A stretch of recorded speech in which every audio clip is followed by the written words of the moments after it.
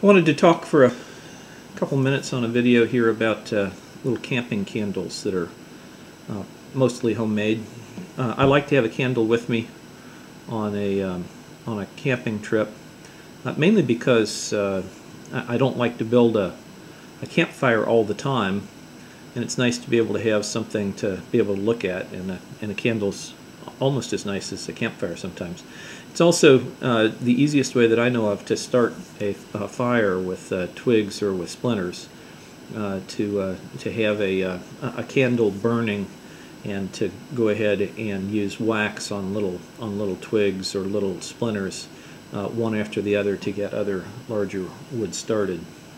Altoids have come in a large number of different kinds of containers over the years, and I've made camping candles for most of them.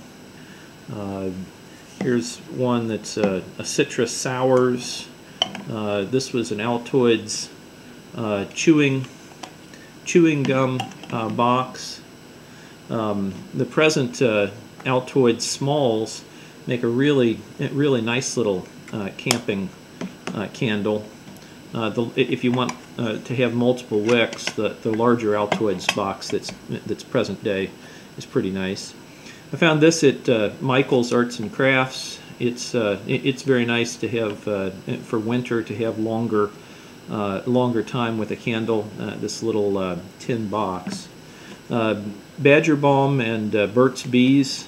They have little tins that work real well for candles. There are, of course, different weights. The first kinds of camping candles I made were made out of these Altoids tins. That's 1.9 ounces. The smaller one is 1.1 ounces. This tin is going to be sort of heavy. It's 1.7 ounces. Badger Balm is at 0.9 ounces, and an Altoid small with a candle in it weighs 0.7 ounces. All of these candles are basically made. I very often carry a piece of a 9-hour candle with me, and then carve wax off as necessary to be able to refuel the candle. I often am able to find places where a candle has been burning in an Appalachian trail shelter, and a little puddle of wax is formed. I just use my pocket knife and peel that up from the ground, and then put that in to be able to melt that and turn it into further candle wax. All the candles that I have here are made with a mobile wick. I make that using absorbent pipe cleaners. You can't get these at a normal craft store, but if you go to a pipe or a tobacco store and ask for absorbent pipe cleaners, you'll be able to get these. And then it's pretty simple. You just form that, and then a little bit of a curlicue underneath it.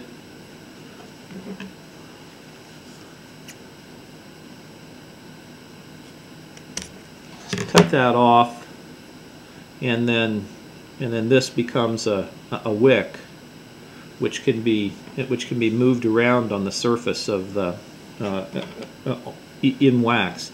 And if this part of the candle has unmelted wax, you can move the wick over there and then move it to the other side, so that you can use all of the wax in a candle. My wife likes candles, and one of the things that she has found is using these movable wicks allows all of the wax in a candle instead of just the central portion of the candle to be used. So that's how I make the wicks. One of the things that's somewhat useful if I'm going to be be adding some refueling. Instead, you can use the wick itself to make the to get this this going. But by the way, if you a wick like this, if you don't drown the wick afterwards, some of the wick material tends to come off. So it's a good idea to when the wick is when you're finished, you don't blow it out, but you turn it over so you get wax on the cotton that's part of the absorbent wick.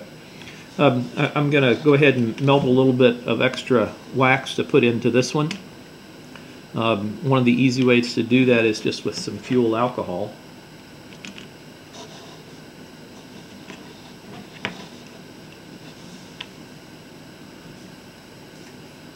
So we'll see how that goes.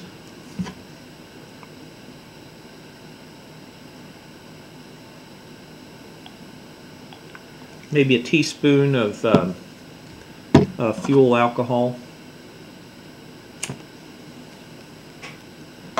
just like a camping alcohol stove.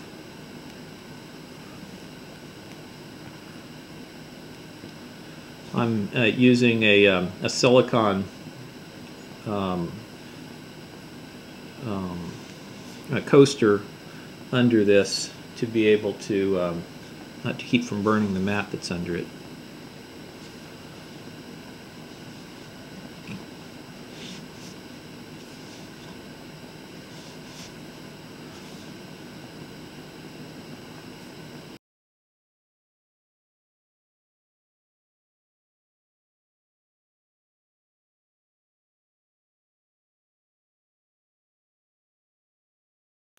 So the wax that's in there is now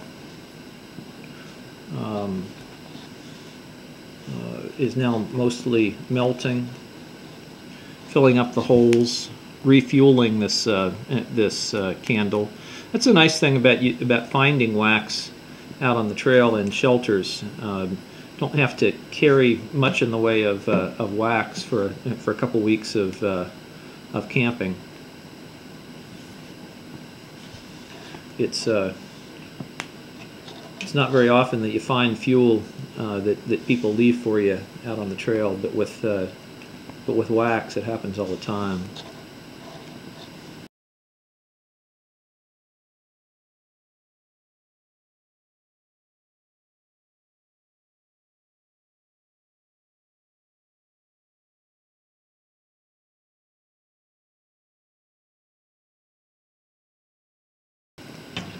One of the nice things about a candle like this is that you can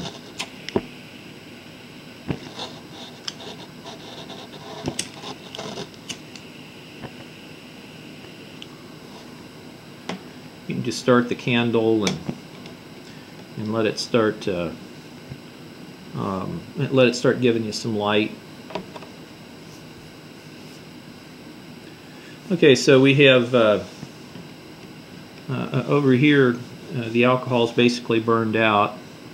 The way you work a wick is you get all of it wet with wax.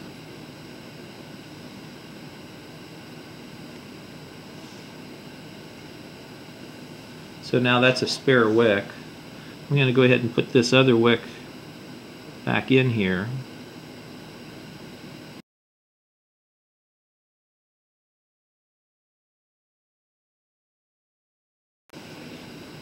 You can put other things other than candle wax in, or mix other things other than candle wax with the to be able to have a candle. You can add about half by volume of cooking oil or a Vaseline, and just mix that around in the candle wax. It'll still be nice and stiff, and that still makes a real nice candle.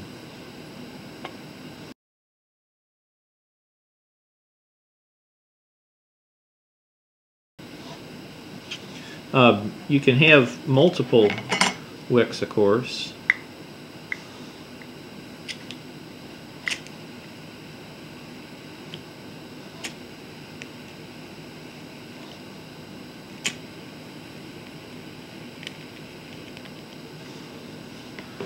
if you want a little bit more light.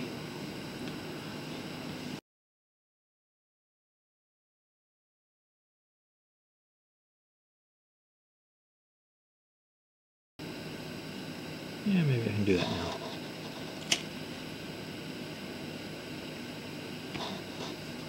And there, we got it started. So that's some thoughts about how to handle something like this, and to be able to use it. Again, to put the wick out. Normally, I want to go ahead and have the wick to be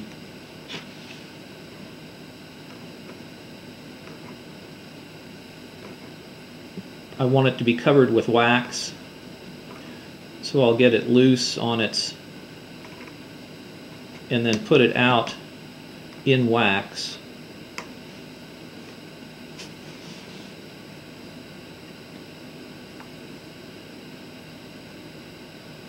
So that it has a coating of wax on the candle the next time that I want to start it. Just turn it upside down and then put it right back up, right side up, and that allows me to stop that.